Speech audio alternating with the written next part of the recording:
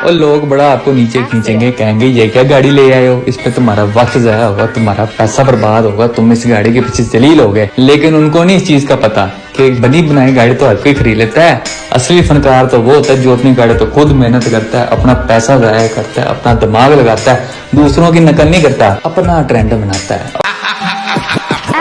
Limited चलदे आ वैर दी, limited count ने ब्रैथ रे। मैं दुनिया दे ओपोजिट चलदा ते पैर दे ले चलदा आ डेथ दे।